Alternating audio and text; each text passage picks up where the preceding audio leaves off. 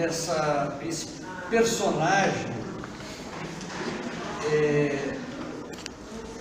que percorreu 3 guerras. É difícil encontrar uma pessoa com essa envergadura, uma verdadeira epopeia, o que Joca Tavares fez pela Revolução Farroupilha, pela Guerra do Paraguai, pela Revolução de 1893. Mas o que mais encanta, a mim pelo menos parece, é a rede de contatos que Joca Tavares estabeleceu ao longo de toda a sua vida. E quando conversamos com a professora Yara Maria para convidá-la a fazer esta fala conosco, nós enfatizávamos que toda Bagé conhece Joca Tavares das revoluções, das guerras, e talvez conheça um pouco menos sobre todo o trabalho político e como pai de família, como chefe político que desenvolveu. Então, me parece que é um excelente momento para nós explorarmos um outro lado da história de Joca Tavares. Eu agradeço mais uma vez a presença de todos. Eu vou passar a palavra ao mestre de cerimônias, o historiador Jaime Barbosa Vivian, que juntamente com o coronel Marques, José Antônio Marques da Silva, dirige o Núcleo de Pesquisas Históricas Tarcísio Taborda, que eu tive a honra de presidir no passado e que tive a honra de ter na minha diretoria a professora Yara Maria. Trabalhamos juntos também na Secretaria Municipal de Educação e Cultura. Uma boa noite a todos e aproveite os ensinamentos da professora Yara Maria.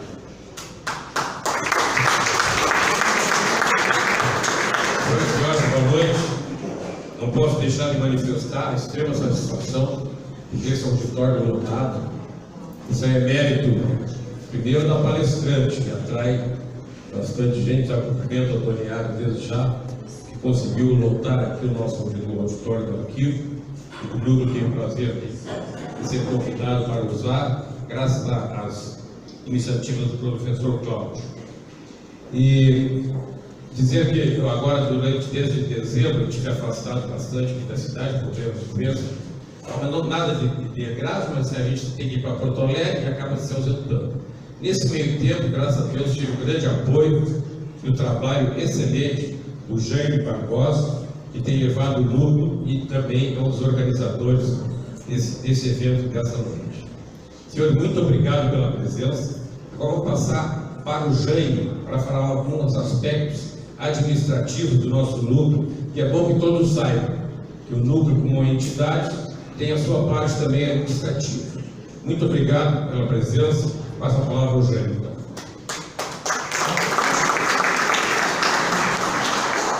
Boa noite a todos. Primeiramente, eu queria agradecer a presença de todos, como o coronel falou aqui, a presença, o prestígio de vocês aqui foi fantástico, contribui muito para que e estimula o nosso trabalho, né? Depois, gostaria de agradecer a Dona Yara, né, por ela se propor e se disponibilizar, a gente sabe como que é a rotina das pessoas, se disponibilizar a fazer essa palestra. Também agradecer o pessoal, os sócios, né, os colaboradores, os amigos e a Dona Eli, que nos ajudou ligando aí, todo o pessoal que fez isso tornar possível essa palestra aqui. E por fim também agradecer ao professor Cláudio, o diretor do nosso arquivo, que disponibilizou esse espaço e essa ideia. Tá? O nosso núcleo, o Núcleo de Pesquisas Históricas Tarcísio Taborda, fundado em 4 de maio de 1995, ano que vem fazendo 25 anos, ele tem como missão, né, coloca aqui, sempre está lembrando, desenvolver a pesquisa, a história, a memória, o patrimônio, né, fomentar o estudo, né, da pesquisa e da memória de Bagé. Tá? Nós formamos esse grupo, nós estamos trabalhando para que isso não fique apagado, que isso cada vez pulse mais na nossa sociedade, no nosso município. Então, Deus de mão, eu convido a todos a participar das nossas reuniões que é anunciado nas redes sociais. Nós convidamos nossos associados, né? Façam presença, né? Por favor, pode participar como ouvinte, pode também a possibilidade de ser sócio, né? Depois pode nos procurar nós da diretoria, que isso só tende a engrandecer a nossa memória, a memória da história de Bagé, a memória de todo o culto, a nossa história de Bagé. Tá? Também, o núcleo nasceu uma paixão, eu posso falar, eu não tive o prazer de conhecer, mas eu conheci o professor Tarcísio Taborda, né? Então o núcleo tem essa responsabilidade de manter vivo na comunidade, na história, né? No município de Bagé, essa paixão pela história. A gente tem, eu gosto de dizer, a gente tem a responsabilidade, a obrigação, o trabalho prazeroso de manter isso vivo, e com as diversas instituições, seja com as universidades, seja com os museus, seja com as escolas, né? Então, dessa forma, eu queria agradecer mais uma vez a presença de todos, e eu passo para a dona Chiara, que é a nossa... Também, me perdoem, tenho que anunciar aqui, estão todos convidados a visitar aqui, nós temos uma mostra, visitar a exposição dos objetos no arquivo público aqui, estão expostos à família do Joca Tavares, a espingarda encontrada nas escavações da antiga residência da Matriz, e foi ofertada gentilmente pelo superintendente da Gibeoex, em Bagé. A ponta de lança nas imediações da estância do Limoeiro, o diário de campanha escrito por Pedro Tavares, uma cópia transcrita por pessoa especializada a pedido do Ministério Público, o original está com a família. Apesar das durezas das guerras, havia um espaço para a cultura. Havia livros de filosofia, de direito, de economia, literatura em alemão e francês, partituras musicais em italiano, francês e espanhol, objetos de adorno, enfeites, livros religiosos, devoção a São José, protetor dos homens e chefes da família. Tá? Isso está à exposição aqui. Tá certo? Muito obrigado, pessoal, pela oportunidade. E contamos aí com o apoio de vocês e vamos prestigiar esse grande evento aqui.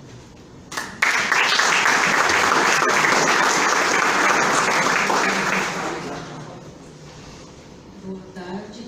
Minhas saudações às autoridades presentes ou representadas. Meus agradecimentos a todos que aqui compareceram. Ao nosso presidente, Coronel Marques, que estava interinamente o Jaime, o dono da casa, o professor Claudinho, e atendendo o convite do querido amigo, chefe, professor Claudinho Mandec, é que eu estou aqui hoje para conversar com vocês sobre Joca Tavares e seus caminhos. Assim, a gente lê, está escrito no Museu Arqueológico Nacional de Madrid: acércate na história, te surpreenderás. E a história se estuda ou se vive? Se lê ou se experimenta? Há muitas maneiras de nos aproximarmos da história. E hoje tentarei, sem fugir do verdadeiro fato histórico, tentarei enveredar com afeto pelos caminhos de Joca Tavares, sempre me surpreendendo e sempre admirando. Os nossos antepassados mais se importavam com o grupo, e cercados pelas ameaças e sem placas de alerta, ficar de olho uns nos outros era uma das melhores formas de monitorar o ambiente. Garantir que se estava sendo visto aumentava bastante a segurança. E tanto monitorar como ser monitorado fez com que tivessem sucesso em sobreviver para passar adiante essas tendências.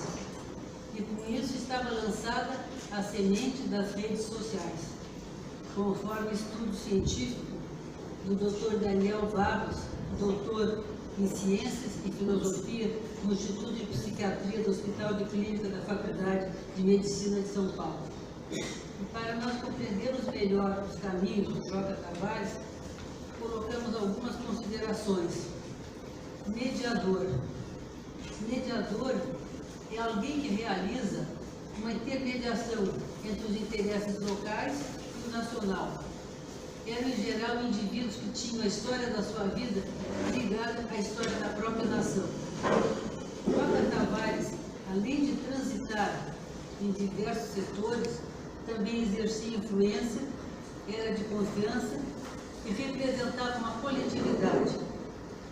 Ele foi um elemento capaz de unir o centro com a periferia, num jogo de negociações intensas, cheias de conflito e de cooperação, onde, como mediador, exerceu um papel fundamental, conforme Vargas, 2007, na página 105. João Nunes da Silva Tavares foi o filho primogênito de João da Silva Tavares e Urbelina Bernardo Assunção, uma família numerosa composta de 19 irmãos. Nasceu na vila de São João Batista do Herval, em 24 de maio de 1818. Desde cedo se destacou pelo caráter, pela liderança e pela inclinação para a vida militar.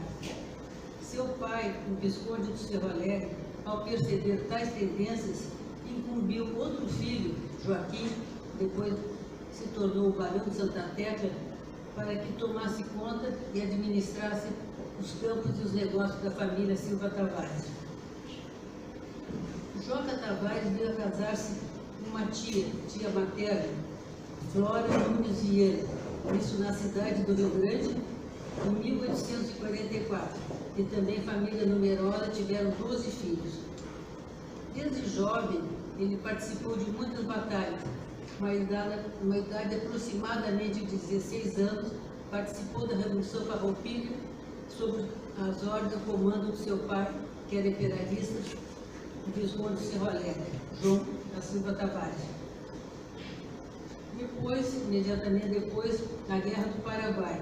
E ilustrando sobre a Guerra do Paraguai, se vocês quiserem depois visitar a exposição, trouxe uma fotografia tirada em 1870, cujos retratados estão todos fielmente identificados pelo nosso querido e insubstituível historiador Tarcísio Taborda.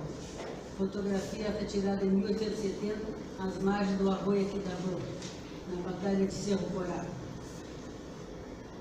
Para tal encontro, foi decisivo um diálogo, que eu considero bastante significativo, entre o Joca Tavares e o Conde D.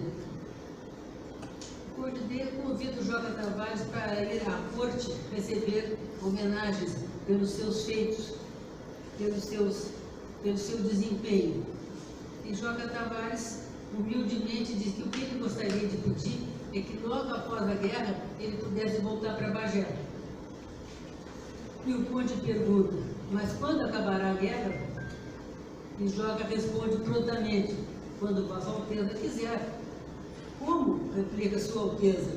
E Tavares esclarece, mande Vossa Alteza entregar 400 moares e cavalos para o meu comandante, para o meu general, que garanta a terminação com o aprisionamento ou a morte do ditador Solano Lopes.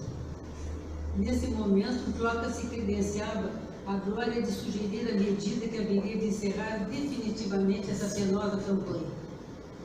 Após uma conferência com o Barão de São Borja, o Conde D manda fornecer os animais pedidos ao general Câmara, que incumbe Joca Tavares a missão de capturar o ditador paraguaio. E às margens do arroio, ao se aproximar do ditador, esse fez um gesto que na maçonaria significa clemência. E Joca, sendo maçom também, naquele momento recuou, e era matar ou morrer. Então, o seu ordenança, Francisco Lacerda, que tinha o apelido de Chico Diabo, esporou o cavalo e lancetou um golpe mortal no ditador Solano Lopes. Contou-nos a nossa mãe, Yara Tavares Botelho, que ouviu da sua avó, Urbelina Tavares da Silva Tavares, que por sua vez ouviu de seu pai, o general Joca Tavares, que o Solano Lopes ainda deu uns passos, caminhou um pouco e de dentro d'água falou, um homem morre de pé. Não estão nos livros, é um relato oral da família. Dessa batalha, dessa guerra do Paraguai, o Joca trouxe uma jarra de cristal e prata belíssima, com a figura da companheira do ditador Lopes em alto relevo. Essa jarra foi doada pela nossa avó Branca Moglia Tavares para o Museu Dom Diogo de Souza, sendo de lá roubada tempos depois. Na mesma ocasião também foram roubados alguns objetos que ela havia doado, inclusive uma espada que fora presente do Duque de Caxias. Acho que a jarra deve estar no Paraguai, mas a espada e os outros objetos não se sabem. A partir dessa guerra do Paraguai, Joca recebeu louros e homenagens e também o título de Barão do Itaqui, do qual ele abriu mão mais adiante por coerência, quando ele achou que a República era o melhor para o país dele, não poderia ficar usando um título que fora concedido pela coroa, pelo Império. E agora, para contar um pouquinho para você de alguns fatos da Revolução Federalista, foi a única revolução que não teve causa econômica. E esses fatos, eu digo para vocês, podem ser muito melhor relatados pelo meu irmão José Tavares Botelho, que é um grande conhecedor e estudioso do assunto. O professor Cláudio, na próxima vez, curioso, com certeza. O José aqui é muito estudioso, sabe muito mais que eu. As ligações do Joca Tavares com políticos foi tanto no âmbito estadual, quanto no âmbito nacional e também internacional. E elas ficam evidentes pelas correspondências que foram encontradas, como uma correspondência enviada pelo Visconde de Pelotas, do Palácio em Porto Alegre, em 1892, no Palácio do Governo. E essa correspondência foi transportada pelo Coronel Facundo. Junto havia um decreto da nomeação de Joca para o cargo de segundo governador. E também um ofício em que, para prevenir qualquer eventualidade futura, ele pudesse passar a administração do Estado. O ofício levava a data e o grano, para ser usado logo que tivesse conhecimento da conflagração na capital. Ele já havia dito para o governo central que a guerra civil era inevitável. E o Visconde de Pelotas tinha feito essa comunicação. E ele sentia a necessidade de colocar o amigo na administração. E Joca Tavares era chamado por ele de velho camarada, de amigo queridíssimo, com apreço, com admiração. Pela correspondência a gente vê da intimidade que havia entre eles. Também Joca Tavares encaminhou uma outra correspondência para o coronel Matheus Colares, cuja família é bem conhecida aqui de Bagé, são moradores, não? E ele pedia que o coronel Matheus Colares entrasse em entendimento com os chefes federalistas para que não houvesse mais má vontade, que não houvesse assim represália, que eles não quisessem cada um fazer o que estava na sua cabeça, que não houvesse desentendimento e que poderia repreender e até prender, se fosse o caso, que era ser mantida a segurança e a disciplina. E prender até foi preso um tal de João Braga, aqui da zona de região de Dom Pedrito. Ele se intitulava cobrador de direitos das tropas.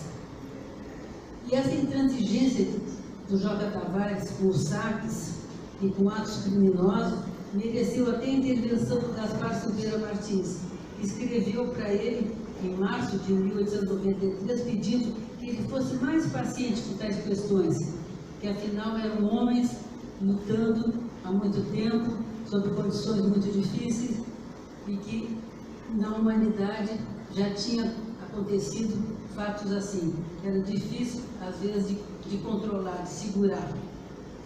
Isso a nível estadual. A nível nacional, nós temos também um telegrama dirigido ao Marechal Floriano Peixoto, pedindo que o governo não sacrificasse mais o Rio Grande do Sul, que afinal o Rio Grande do Sul era a vanguarda da República. E a resposta do Marechal Floriano mostrava do grau de amizade, de confiança entre eles. E talvez dos tempos da Guerra do Paraguai houvesse esse enlaçamento de amizade. E houve também troca de correspondência com o almirante Saldanha da Gama e Gaspar Silveira Martins. Com isso, havia divergência por escrito até, do emprego, do uso do título de Exército Libertador e Exército Revolucionário. O jovem optava pelo Exército Libertador. E, coerente com isso, em janeiro de 1893, ele lança seu primeiro manifesto, Cidadãos às Armas. E em março do mesmo ano, o segundo manifesto, A Nação.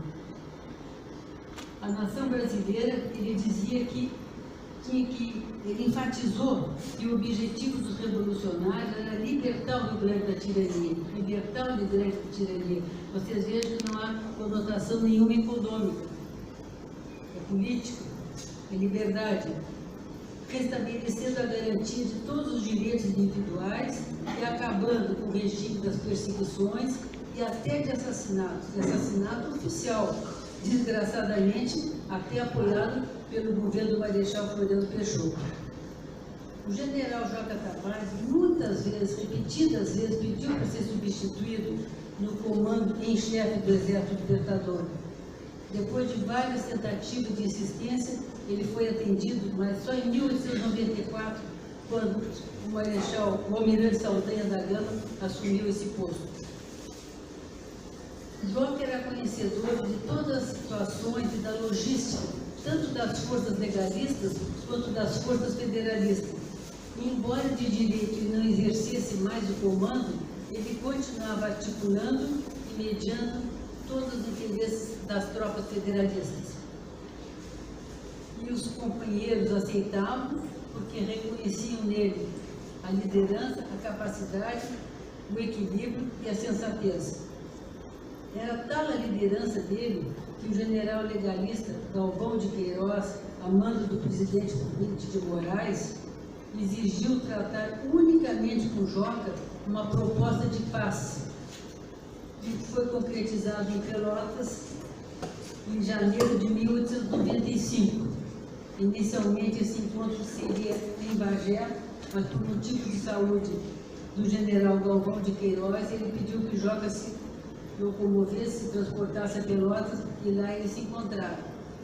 E esse acordo assinado pelo Joca e assinado pelo Galvão de Queiroz, nós temos íntegro, perfeito, guardado na licença do Limoeiro.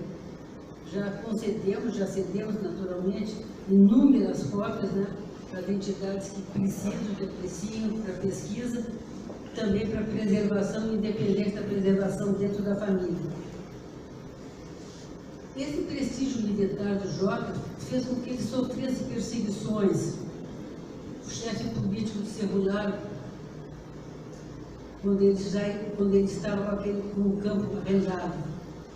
E também uma tentativa de assassinato foi preparada pelos legalistas, quando um tal de Raul Maurer, se fingindo de federalista, veio mandado pelo Marechal Isidoro de Oliveira para envenenar o Joca com estricnina.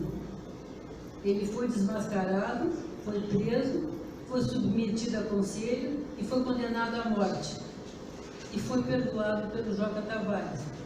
E permaneceu durante muitos meses sob vigilância no piquete de Joca Tavares.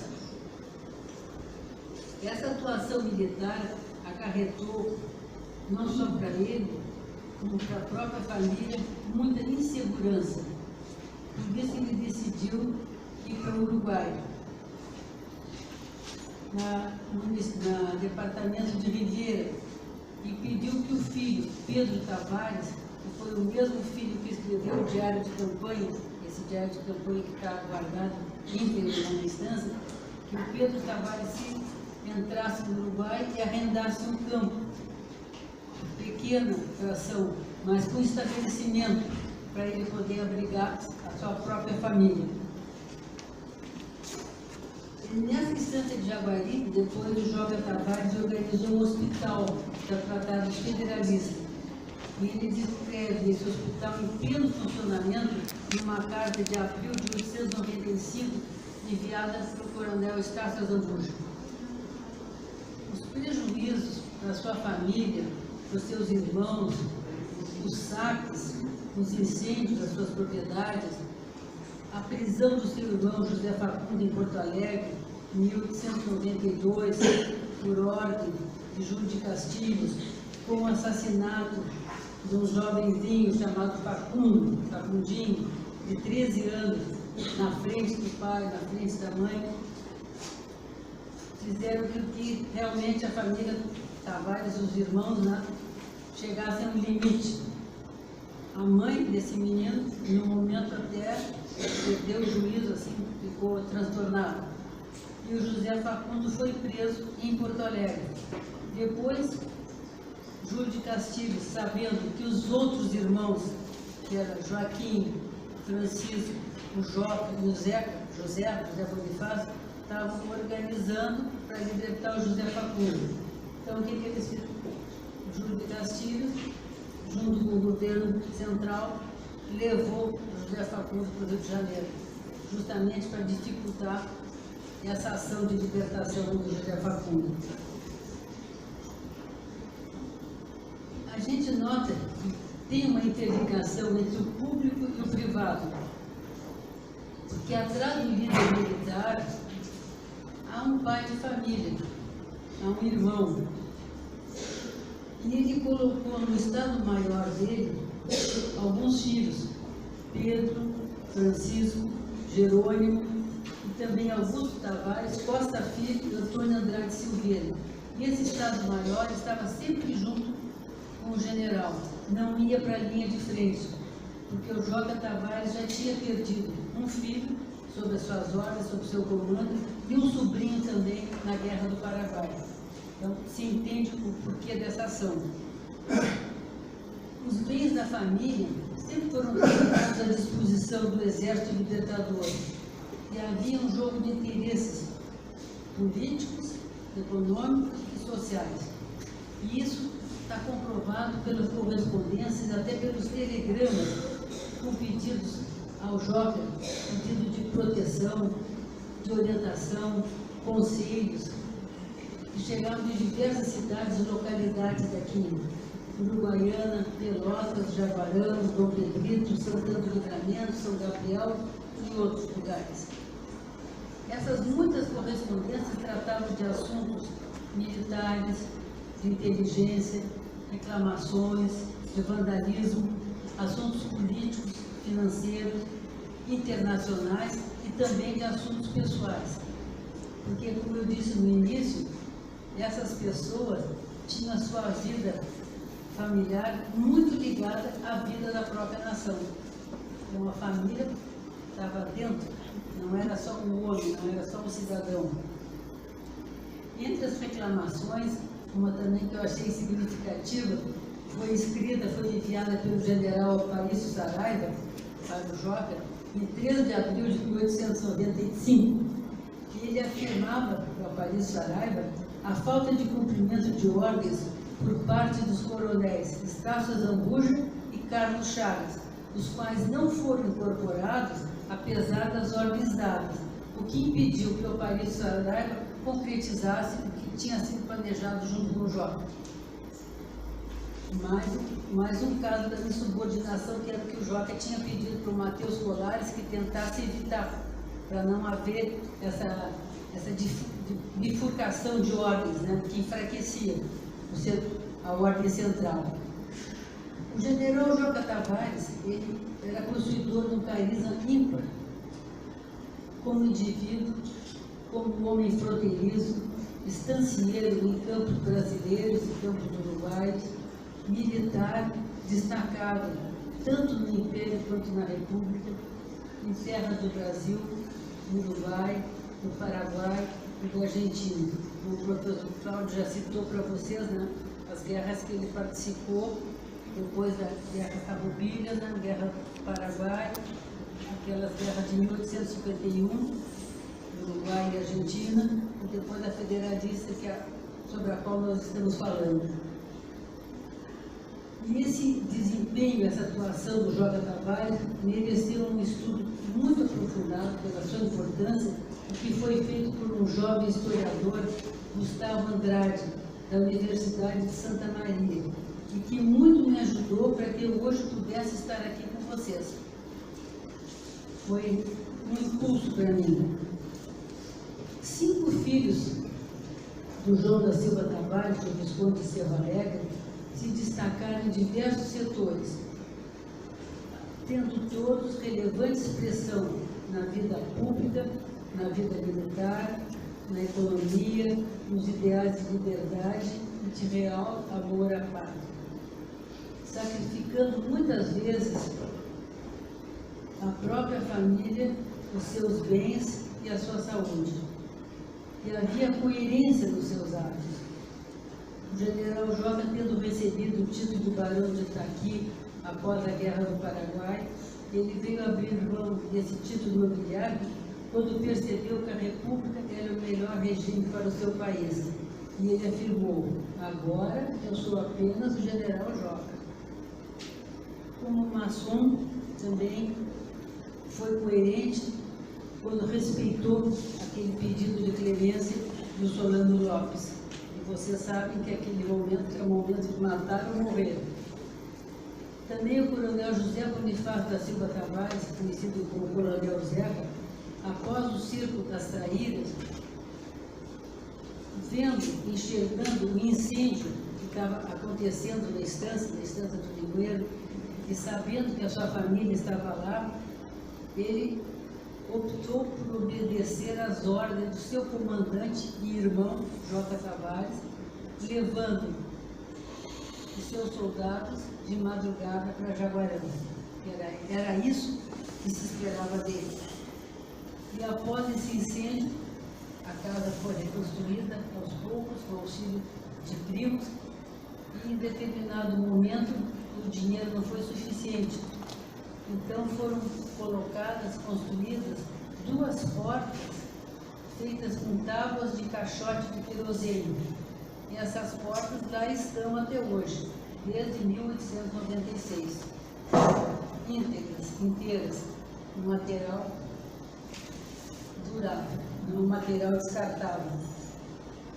E podemos citar também como coerência, né, o deslocamento de um outro familiar que com 68 anos se dirigiu daqui do Limoeiro para Pelotas, porque o Limoeiro tinha sido hipotecado. Ele foi para Pelotas para servir como comprador de gado para as grandes charqueadas, para os grandes charqueadores. Recomeçou aos 68 anos. E isso sempre foi citado pela nossa mãe, Yara Tavares Botelho, como um exemplo de que sempre é tempo para recomeçar. Sempre é tempo para recomeçar. E assim, meus amigos, vou concluindo as palavras da minha mãe, que dizem que todos e cada um de nós devemos fazer em nossas vidas.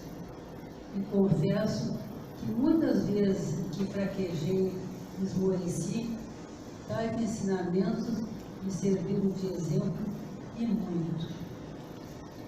E eu peço que nessa terra de Nossa Senhora Conquistadora, que tem a cidade de Bagé consagrada a Maria Auxiliadora, possamos todos viver com as bênçãos de Deus e auxiliar os que precisam.